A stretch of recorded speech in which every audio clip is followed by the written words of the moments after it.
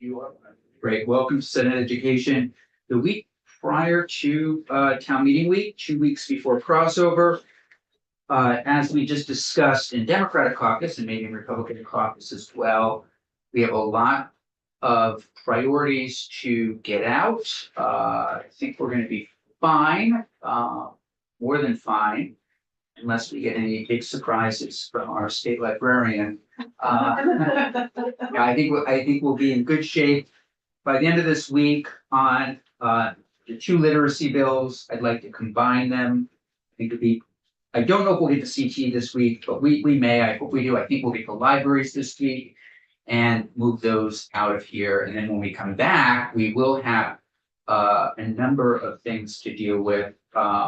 But we do have some extra time because we do have an H bill, and I'm told we're getting a miscellaneous education bill from the House. And then the other thing that came up last week, I just want to loop back to S-120. This is an act related to post-secondary schools, sexual misconduct. Ms. Robinson and Ms. Koenig are getting together this week to talk about that. And I texted both of them last evening, and I know Senator Hashim, this is a priority for him, and he and I reached out to one another. And so hopefully they will bring something to this committee that everybody's in agreement on, and then we can, maybe move forward. And then the only other thing that I see going on at the University of Vermont is a new logo. Which is, yes, I don't know if we heard this week, yeah, but we'll go through this like that. Anything else? Okay. Ms. Del Neo, thanks a million for joining us. We still have a few things to do in this bill on 303. I think largely we have settled most of it. I think the one thing, and I think Beth, actually I talked to Beth, it is in here, she's watching, she's probably laughing if I'm asking it again. When we do a final walkthrough, I just want to make sure teachers have options around how they might get caught up in literacy. So if you don't have to do the modules, it means if you have a class, if you do all these kinds of things. And when I did talk to Beth last, that was in here. But I know that's not why you're here specifically. You are here to talk about the Imagination Library. And prior to us going live, you and I had a conversation. We hadn't seen 4.1, and you were working off an earlier version of the bill.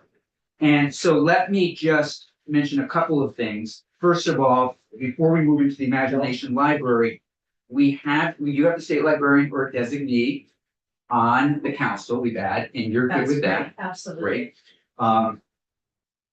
And then what we were talking about in terms of the Imagination pilot, this is, I believe, the same stuff.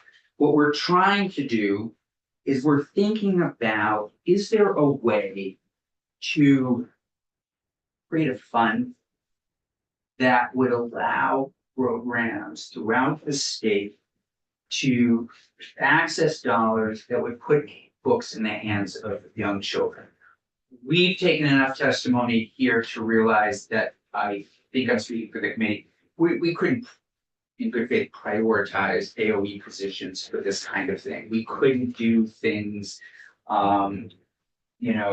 it would just be too much. What we did think is maybe, and I would say maybe because I haven't even told everyone, is there a way to have $100,000 fund that all of a sudden the Imagination Library in Rutland could access, some other programs could access, that sort of thing. And then the only other piece of this is I know a few of us have talked to Jana Brown in the House, who is connected to Cliff. And I know she said she'd be going to pop down at some point and talk to us. So this isn't, this would be, if it works, I'd say beautiful. If it doesn't, isn't going to help get books in the hands of kids in an efficient way, or then I don't know if we would move forward. The only other person I talked to was Representative Tesha Buss for a while, and kind of threw this out at her as well. So the House is a little bit kind of engaged in it, but I wouldn't say that they've endorsed it by any means. So that's where we're at. Thank you. Shall I just start Love with our it. testimony? Yeah. My name is Catherine Delnau. I am the state librarian and the commissioner of libraries, and I'm here to provide joint testimony from myself and also from interim secretary Boucher, who is the interim secretary of the Agency of Education. Great. And just to be clear, you're not going to even talk about the earlier. You're going to talk about what I just talked about. The only thing that I will say one thing, Yeah. which is that I absolutely support the inclusion of the state librarian or their designee on the council. Great. And I appreciate that that has made it this far in the bill. And as I'm providing testimony, you'll see why that's so important and how I think in the long term, that will be to the good of early literacy of the state. So as you were just sharing, the secretary and I, we were responding to the draft that we saw the committee discuss, I think on Thursday last week, which was draft 1.1. So we prepared testimony jointly on that, and I just am seeing draft 4.1 now, so I'll try to pivot a little bit and incorporate things that are relevant still from draft 1.1. I really appreciate the opportunity to provide testimony to you on the topic of S303 and act related to supporting young readers. We really appreciate the committee's interest in this topic, and we really appreciate the commitment that you all have to helping young readers in Vermont be ready for kindergarten, be ready to succeed with reading. And we greatly respect the work of Dolly Parton as both a recording artist and as a leader in children's literacy, and also greatly respect the senator who brought the bill forward and others in the House who have brought similar bills forward in the past. We really appreciate the committee taking our concerns seriously and contemplating what we're sharing today. And after having had the opportunity to carefully review draft 1.1 and now briefly review the draft 4.1, and also to listen in on the committee's discussion last week, I'm here to present you with our additional feedback and concerns. So we believe that the grant program as contemplated, while well-intended, may be duplicative of work happening at a local level, and that it may not truly meet the committee's goal of expanding access to books for kids who are most in need. There's significant work being done in our state, both in public libraries, by the staff and Agency of Administration and schools, and by the Department of Libraries to ensure that children in Vermont have access to books in their communities and in their homes. Home libraries can definitely play an important role in fostering an environment of learning. That said, public libraries remain the best and largest source of free books for families, and public libraries support the emerging literacy needs of our state's youngest readers. And as I've spoken to the committee about earlier in the session, the needs of the parents and the childcare providers, the grandparents, the caregivers in learning to model behaviors with books. Public libraries welcome families to borrow books for home use that are based on the interest of each child and each family. And I will just make an aside here from the written testimony, which is that there's nothing worse than giving a child the wrong book.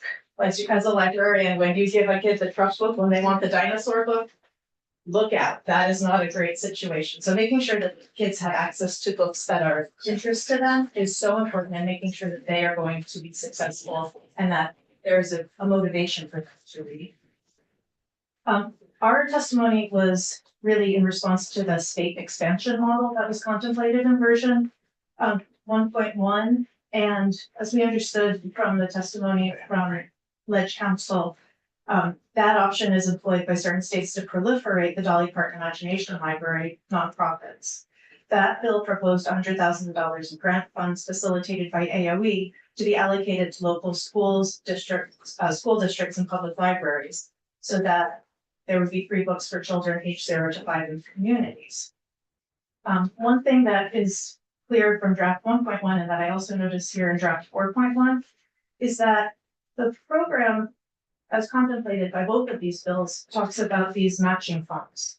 And the matching funds, as we heard from Ms. St. James from Ledge Council, and I believe also from Nora Briggs, the executive director of the Dolly Parton Imagination Library, that idea of the matching funds is really an idea of Dolly Parton's, I would say. It does not align with the Department of Libraries method of addressing equity concerns for the most high need families. And while I'm not a member of the Agency of Education staff, I don't believe that that idea aligns with their values either. Yeah. Both our department and agency strive to provide resources to youth in high need communities and households. And these two drafts really don't talk about who gets the books. They talk about that there's additional money for the books. And I am very close with a child who grew up in Middlebury and was signed up on birth, and that child is the child of two academics, and those were supplemental but not necessary. With the Imagination Library, they were signed up? Yes, I'm Yeah, sorry, I wasn't yeah. there. Those are supplemental, not necessary books. With the limited funds that we have in our state, speaking for the department, I can say that my personal preference, our department's preference would be to find out which communities have the highest need, Love it. which libraries are, have the staffing to support the program, Mhm. and to really do a wraparound kind of a program. And not just say, here's some money, these organizations qualify for it and know how to go for it and go for it most quickly. So as both bills drafts 1.1 and 4.1 are drafted, it's not clear whether the highest need communities in Vermont can afford to match the state funds, or whether that matching fund requirement is really going to support those with the highest need for resources in our state. The agency and the department are concerned that the group's best position to take advantage of that state expansion model in 1.1 would be the local Dolly Parton Imagination Library branches. And in this current model, that 100,000, I think that what the committee was trying to do was to expand it so it wasn't in that expansion library model, even though it was called that. It was really, well, some other group could get it too, Sure. because I think we're aware, as Senator Gulick shared about Cliff existing, we know there are some other models Yeah. out there. Maybe some others could get the money. With 4.1, it's really back to Imagination Library. They're the only ones who could go for those funds. And that's a concern. So 4.1 does not reflect what I mentioned to you at the outset, clearly. I mean, the committee is, I think it's beyond the Imagination Library. Yeah. So Ledge Council will give us a redraft. Mhm. But I think what the committee's grappling with is there a need out there that we should be addressing or not? Is there a problem with our low-income Vermonters not accessing books of their own, have books of their own that we can take some steps to address? Because we did hear that compelling testimony that, yeah, it makes a difference, but that's the way I would like you to maybe Yeah, think about this. And the answer may be, there's no problem. Like, in I- other words, there's so many of these organizations already, but maybe there is something. Well, let me skip forward a little Sure. bit in the prepared testimony, because I think that what you're asking is a question that would require a little bit more research. And one of the potential alternatives that we've outlined in the testimony that we've shared with you today is that exploring statewide programs like Dolly Parton Imagination Library, exploring other states' programs. The Department of Libraries in Idaho has a program that has been in existence since, hang on, let me check my notes. Since 1997. It's called My First Books. It is run by the state library. It is targeted at a certain number of libraries each year. The libraries apply. They don't just send books to a person's house. The kids pick them up at the library. They have a story time program that's really an enhanced learning opportunity for the caregivers, for the parents. That type of program might actually be a better way to meet the need than simply sending a set of books to a home. And I think that, this is a very challenging budget year, and we're all aware of that, all of the competing priorities. Given the budget crisis facing our communities, and with respect to the education fund this year, this may not be the best year to examine the implementation of a new program. I think both the Agency of Education and the department want to be sure that if we're committing to something, it's the right something. Mhm. There are other programs that are even implemented at a federal level. There's a program called Reading is Fundamental. It's started in 1996.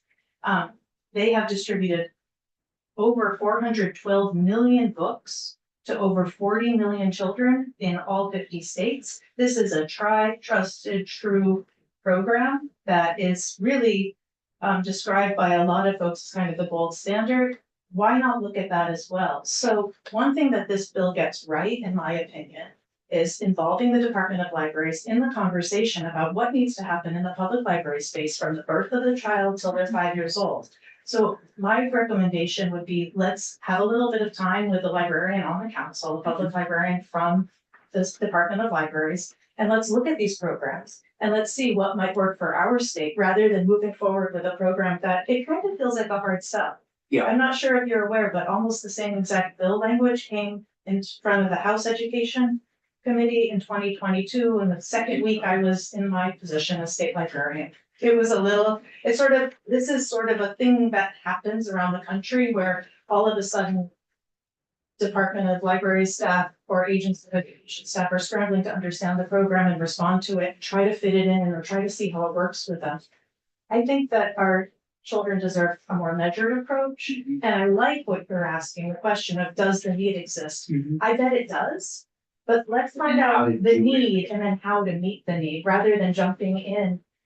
It's very well intentioned. There's still space for this program in our state as a nonprofit. They're doing good work. Sure. But it's kind of, it's for everybody. It's not for the highest need folks. And we know in Vermont, we have limited funds and we want to get them to the right communities. It doesn't make sense to give free books to kids whose parents can afford free books as a supplemental. This has been great, and I think I sort of jotted down some language that maybe we could strike what's there and add it to maybe the duties and responsibilities of the council. But Senator Hewlett, please. Thank you, Chair. Did I hear you say that this is something that you could look into, this being like a grant program for books for kids in your role on the Literacy Council? I think that would be a good place. Both the secretary and I agree that that would be a good place to look at the need and how to potentially best meet it for the state in a budget year where there were fewer constraints on the resources. This year, it seems like, it's not a program that either the Agency of Education or the Department of Libraries would bring forward and ask for funds on our own. If you look at the Department of Libraries budget, it meets the 3% increase. It's not, we wouldn't be bringing this right now. We're trying to keep everything level and keep our services constant and consistent. For the record, I'm really thankful that you're willing to do that work. And and what a great idea to sort of embed it in the Literacy Council. So I really appreciate you mentioning that. That's great. Yeah. Well, I'm excited to do that type of work. I have a lot of experience personally with youth services. I've taken so many of the trainings that are offered over the time that I've been a librarian. And I really feel like what we need in Vermont is more access to those trainings for professionals in libraries so that they can get some of that same experience and training. Our department has a goal of offering a series of early childhood literacy classes for youth services librarians later this fall. That we're doing a series of 3 classes with an expert in early childhood literacy, specifically geared for public libraries. And that would have been done kind of in the sideline by including a member of the department, either myself or youth services librarian in the council. We can be working more holistically, thinking about that little one from the minute they start learning to read till we in the public library world hand them off to their first elementary school teachers and pre-K kindergarten teachers. So I think having a little bit more of a little bit of time to look at what's available and to really be able to articulate the benefits of the different programs to you all so that you can make informed decisions is to the good for all of us. Yeah, please. Thank you. Yeah. Do we need to kind of like enshrine that, or enshrine is not the right word, but legislate that into like a formal study, or do you think it'll be a natural fit on the Literacy Council? I'm guessing it's gonna be a natural fit of the Literacy Council myself. I don't want to speak for you, Ms. Del Mayo. But to me, what I'm proposing, we might strike sections 6 through 12, take a version of your language, which would be assess. You could maybe help us wordsmith this with our ledge council, but we'd love to know the highest needs out there. We're trying to find how do we get books in the hands of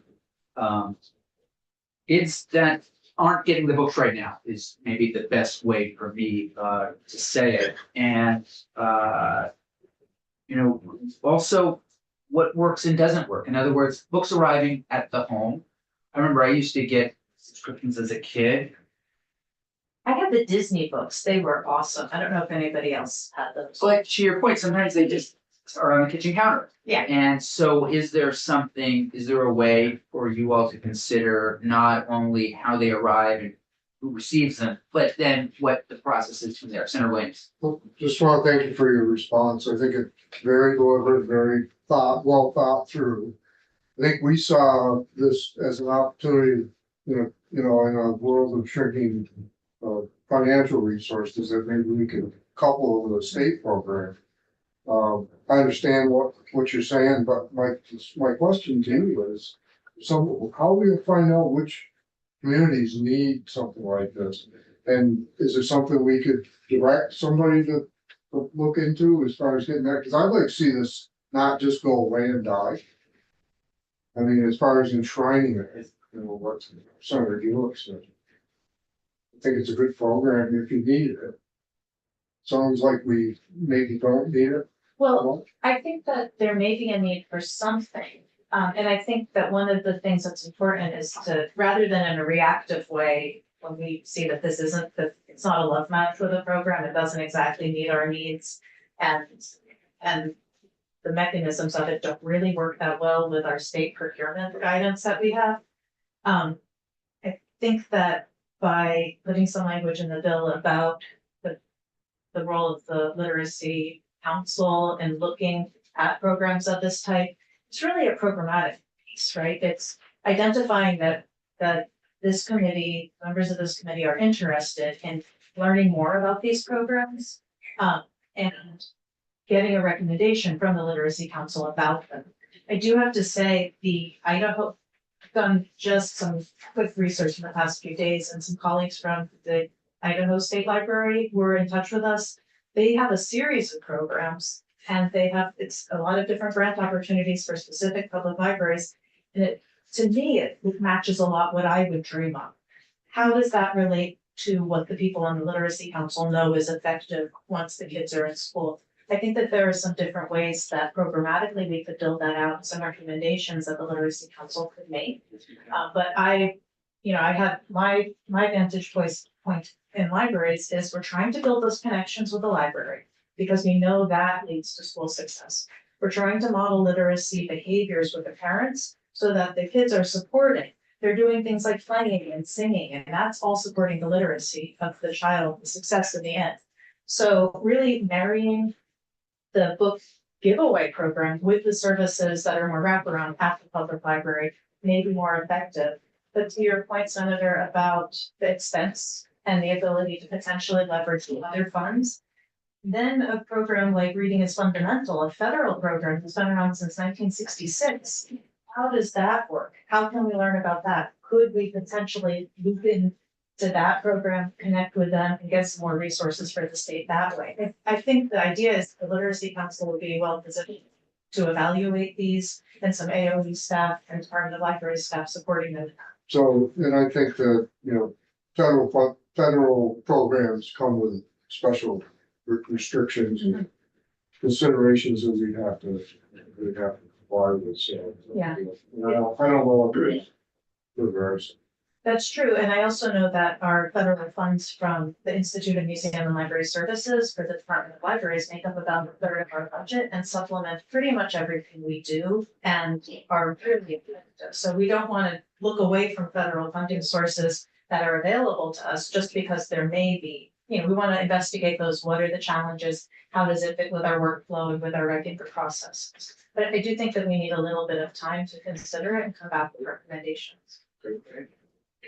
So the council is going to come down here, I think about 3. We'll ask about that striking those sections, and then we'll work on some language that we will ask the Literacy Council to work on related to access to books. Wonderful. Thank you so much for taking. Yeah, no, it's really terrific Here. testimony. Would you mind, if you're leaving, maybe before you go, just send a little blurb to Ledge Council to think about that might meet your needs? And then I think you're talking about 220 again, so We I are. may not be reading. I Okay. can sit over here and type 5. Beautiful. Okay, Thank you. thanks. All right, so that is getting close to being finished. Mr. Nichols, the report.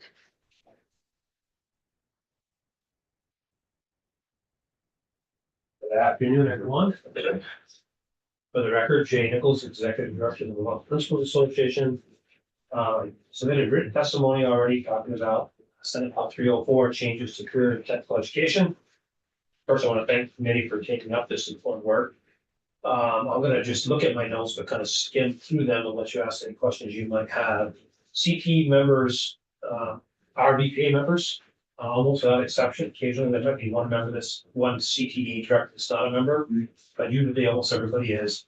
We also give out a CTE award every year for the CTE Director of the Year, which is something the VPA financially sponsors. So they're very important to us. Also, as a superintendent, I had a career center. That's the Cold Hollow Career Center. That's sent kids from each of their district to that school. So I've had a lot of opportunities to work with CTEs. One of the things we're talking about here, and Senator Campion and I talked about this a little bit offline prior to the testimony starting, is that it looks like we want to work on the funding part before they work on the governance part. And I think that's okay. Just want to mention that given the current funding realities, just want to be real thoughtful about that and try to look at the whole picture of what we're spending education fund monies on and try to find ways to make it as comprehensive as possible so that we're similar to the conversation you just had about the reading programs. You're making sure you're not duplicating and being redundant in areas. Yeah, no, thank you for that. I think for me, the agency is working on some financial stuff. I saw that and we support that concept. Yeah, I see details, but we haven't seen it, we haven't Yeah. seen the details. conceptually though, Okay. we talked about ed funding coming off the top and block grant type of model. I fully support that. Yeah, I can see the details, but you want to get to a system where it's not seen as competitive between high school sending kids and school district sending kids to a career center. And so are there reasons not to send a kid there? And so, one of the things I put in my testimony, I think a great example of this is I can remember a situation where we had a young lady who wanted to be a nurse and she wanted to take medical careers. But our guidance counselor told her she should really take AP biology and she really wanted to take both. Mm, And it could not happen. Now, to be honest, we did make it happen, but not in schedule. We actually, the teacher was willing to do like a independent study with her for AP biology. mhm, That was just out of the goodness of his heart. He wasn't getting paid anything extra to do it. Gave extra time to help to help this kid out. mhm, But if the distance, and this was a kid who went to Eastburg High School. mhm. So for her, the career center was across the street. We have kids that are on buses for 20, 30, 40, 50 minutes going to a career center. So it's not as easy as just trying to align bell schedules and stuff like that. Mhm. Additionally, I talk a little bit in here about the disadvantages of small schools. You can read about that. We actually agree with the concepts around 9th and 10th graders and middle school students. Just want you to know that the devil's in the details there too. I talked to one CP director who has over, I think, close to 24 schools that send to that career center. And their comments were along the lines of, well, if the kids came, if we set that up, where there's a field trip for the 6th graders, 7th graders, and 8th graders each year, my kids would miss so much school because they'd be being interrupted all the time. Now, I think the intent is to have them come once during their middle school experience. If that's the case, I think we should do everything we can to try to make that occur. And I think that's both the sending schools and receiving tech centers would be interested in that. The other big thing is 9th and 10th graders, just so you know, as a committee, the need is really out there. Yeah. We have some 9th and 10th graders walk in high schools. They would benefit so much from having a career center experience.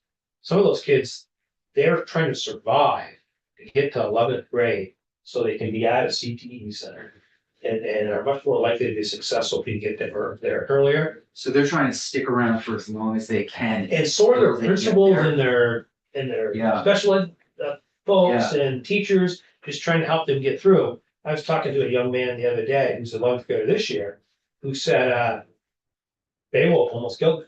Yeah. I just hated school so much. I was thinking about dropping out of school because I had to study Beowulf. It's got no relevance to my life whatsoever. And, Well, you and I disagree with that. well, maybe, maybe. I'm a big Mark Twain fan myself, that's another story. So anyway, just those thoughts. I did mention on sections 4 and 5, the AOE has said that the Ogden Black, Palak and Associates report was unrealistic in timeline around policy. That, that APE report, I think that we should be careful about that. Make sure that the AOE has time to come up with a model policy if we're gonna go that route, and that the schools have time to implement it. Many of our school boards take July off. That's just the reality. Yeah. And typically, every place I've been a superintendent, there were 2 full public warnings to discuss new policy. And we've come to the situation now a lot in Vermont where boards might only meet once a month, especially in like August. So you could have an August meeting and now school starts, and you've only had one chance to really talk about whether or not you can pass that policy. And then if And what number are you on, a certain number right now? Are you speaking to? I'm speaking to sections, I'm jumping around to make it quicker, section 4 and 5. Okay.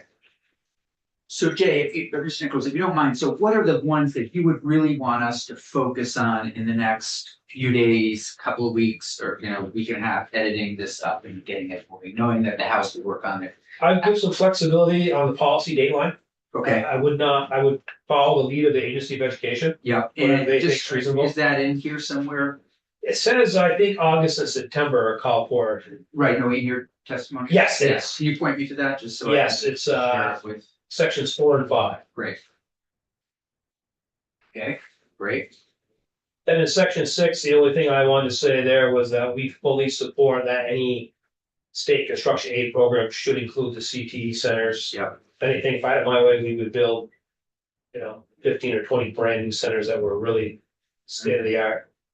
I mentioned mentioning moving back to Commissioner of Education in the CT oversight, but regardless of that happens or not, I think moving it to the Secretary or Commissioner makes sense. Our state board doesn't have the resources, the legal support, any of those things. Yeah. It really should be an obligation of the department or the Agency of Education. So what section is that? That is section 7. So, Great, okay. I think we're with that. Good, section 8 is similar. great. Section 9, we fully support the articulation agreements. I did mention in there that earning college credits and training certifications while in high school has been demonstrated to increase successful economic outcomes for students throughout their lives. So if anything, I'd like to see us find ways to increase that. And then my last little tidbit is we need a statewide school calendar. Yeah. We just do. I talked to tech center directors who say some kids miss as many as 20 days because of something happening at the home school. Now, it might be a different calendar. It might be a field trip so I gotta go on a field trip with my physics class, so I gotta miss forestry. Because field trip's gone all day. And I do think if we could come up with a common calendar across the state, nobody wants to do it. I'll tell you a quick little story. We were sitting in as trustees and Ned Kirsch, a good friend of mine, and I were pushing a statewide calendar with the trustees, and Mary Moran, so we're not running out of time. Yeah. Great respect for her. Well, Terrific. mentored me when I was a young Yeah, superintendent. Very good. And she said, Jay, we all agree, you're absolutely right, as long as it's a Rutland calendar. And that ended the whole conversation.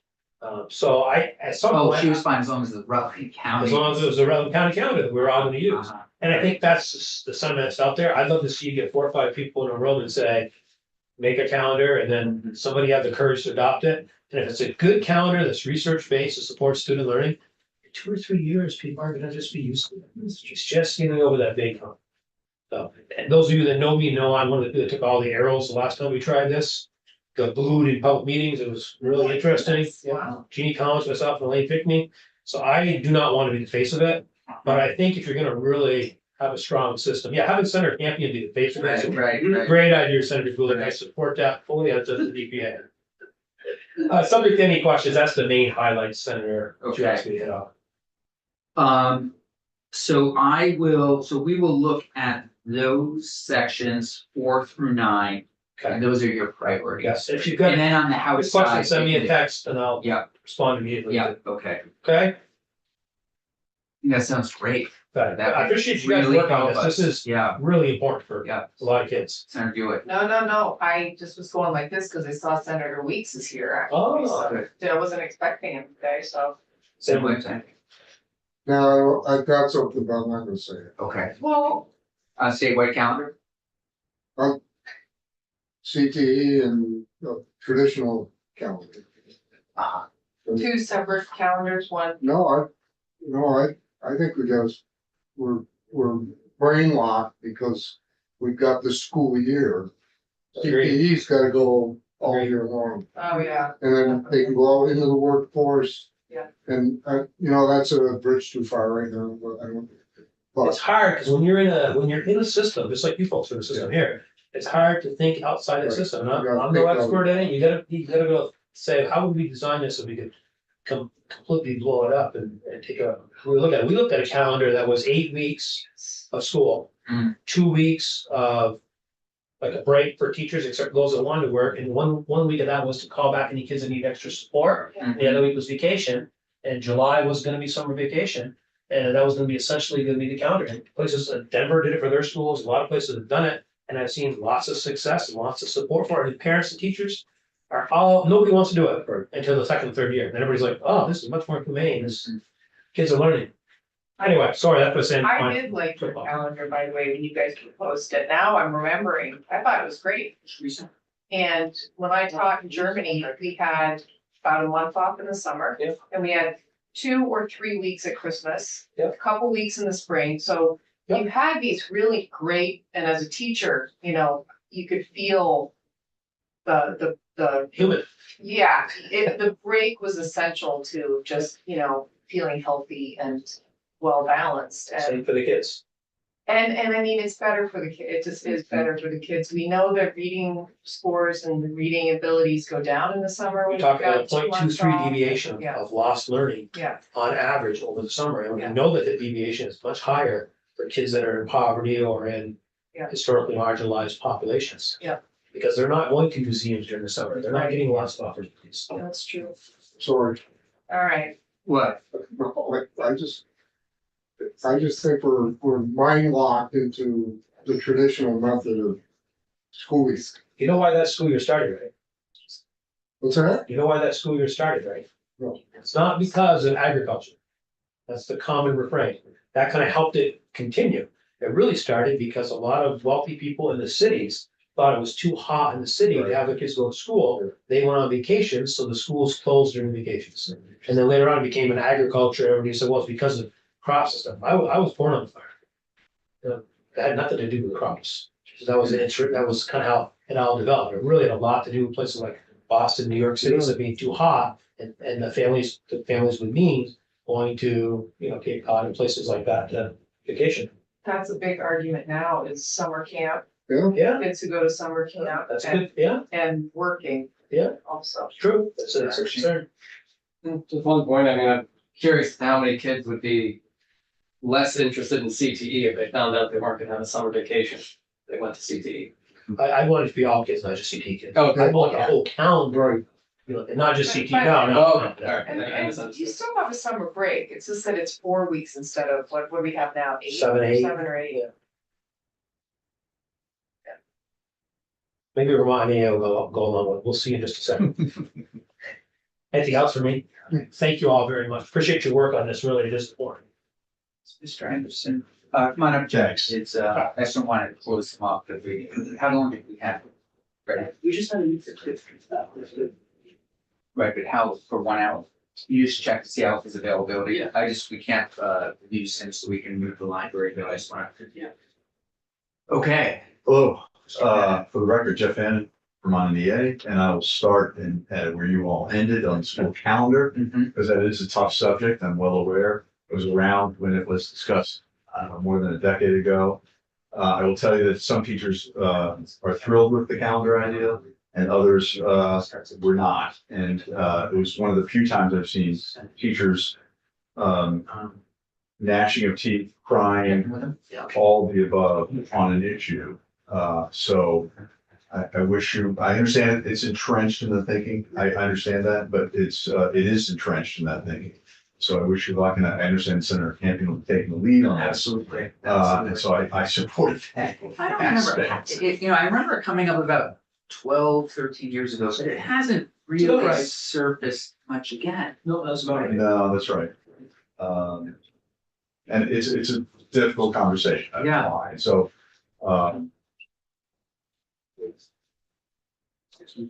All right. Excuse me. Excuse me. Nice to see See, We're so happy you're here. you. Yeah. Thrilled, where we are. Health and welfare almost postponed their meetings. I'm sure.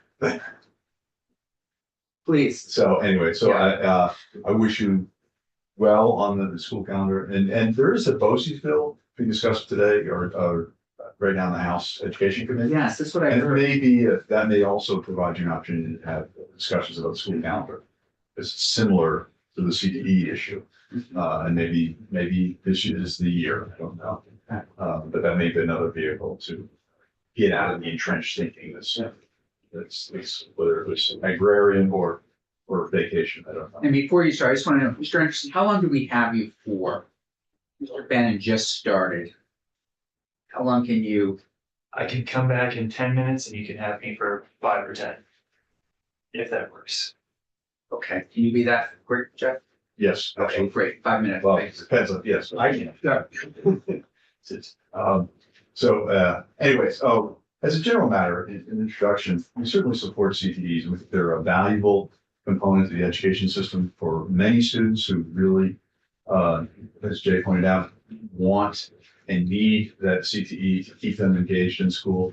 And it's a really vital piece of the education system for folks. So that we do support. And it's critically important and necessary for the school system. So we definitely support it. Jay mentioned the changing the funding system. And I think there's a lot being changed right now. And that does give me pause and concern that we're changing too much, too fast. And, as a scientist, you want to change one lever and then examine the results, and then change another lever and examine those results. Here, we're changing a lot right now. I think this might be a bit too much to say that, but you are talking about funding, and it is a big conversation in the building, obviously, and should be. And so that is of critical importance to you all and to us. And I'll also say that not directly related to CTEs, but it is reminiscent of, there's a section at H483 that talked about, that's I think on your wall from the House from last session, that talked about making sure that the public system is not charged more to send a child to a private school than what is the announced tuition for the private school. So that was in the context of 483. It was done, I think in two places. Certainly the one where it was schools out of state. But either way, the concept is we don't want private schools charging the education fund a greater amount than what they're charging their private pay parents. And that is happening. And so I think in the context of funding here, while we talk about CTE, I don't know that it's happening here at CTE. I don't think that it is. But it did remind me of that policy decision that you have before you, that we could, I think, certainly all agree that we ought not to be charging the public, the education fund more than what private paid parents are. What are you working off of? Did you give us testimony? I just want to make sure. I know that. I do not have written testimony. Okay, And I'm happy to give you something afterwards if you'd like. yeah, just something would be great, because Okay. we are getting close to marking this up and moving this. Okay. And, the sections that Jay focused on were really sections 4 through 9, recognizing that the Right. House is gonna get them. And so I'd say, given that we have, 8 days before crossover, whatever you really want us to dig Okay. into, So on the policy front, Yeah. on rulemaking, excuse me, on the policy of the schools, I think Chad and Sue Siglowski, the School Board Association, they've got a lot of this authority already. I don't know that you need it, but you certainly should hear from VSBA. okay, again, you're not looking at Jay's, you're just talking off. I'm talking about my notes. Okay. I don't know what Jay, Okay, I have not read Jay's, I promise you. yeah. Jay. We haven't had Jesse's very full. I have not read it. So I think you should hear from VSBA about the policy requirements of them. Certainly the CTE's reporting to this no longer to the Secretary of Ed versus the State Board of Education. In concept, yes, I agree with it.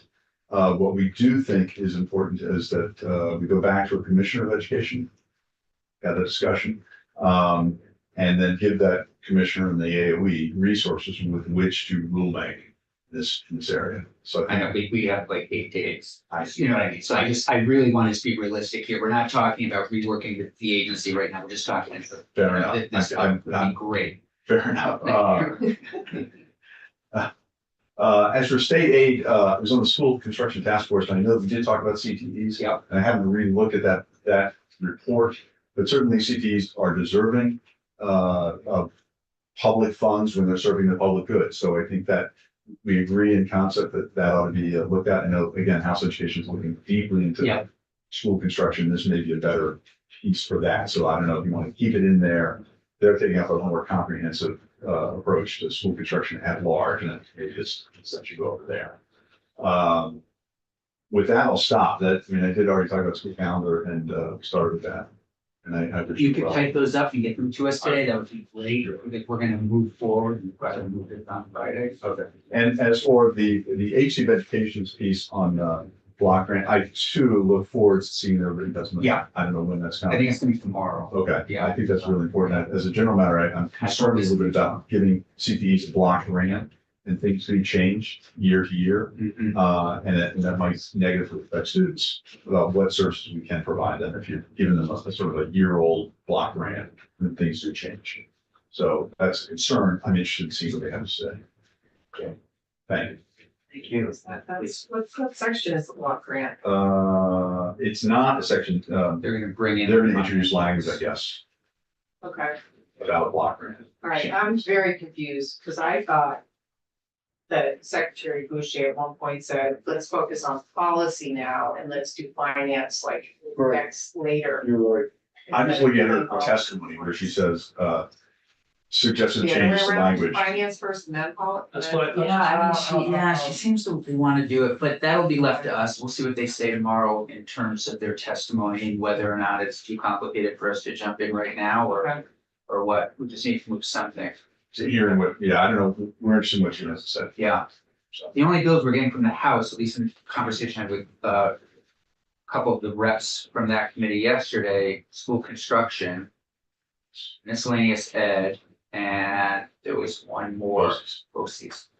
Yeah, That's right. And I think they're trying to move that one this week. yeah, Look, their schedule BOCES, just yeah, has to be. Yeah. I think school construction may wait hey, wait, until after the break. Yeah. It's bigger. please. If you're willing, the comment about private schools charging more for tuition students, can you, in your written testimony, not here in the survey, can you back that up with Sure. the school, this, I Yeah, can, my understanding, and my district, I can. Yes. thank you.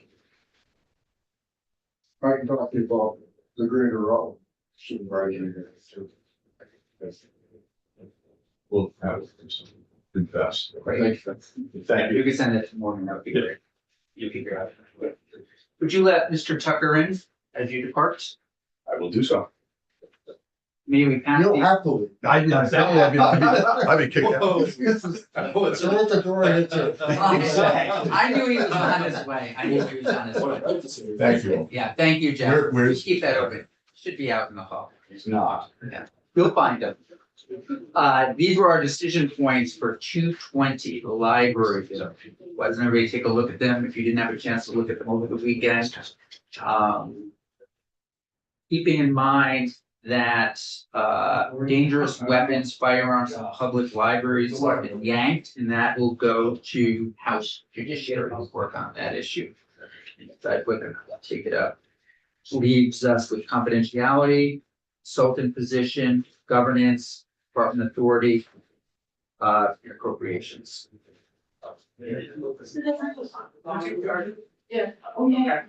that no, it's not tomorrow, but I'd like to decide these, at least move forward with these when Tucker comes in, see where everybody is on, and so we get a senior. Are we still on? We are still, yeah, we're just waiting for Tucker. You should be here. Take out the weapons. Take us away. Is he on his way? I'll think, why don't you take us off so we don't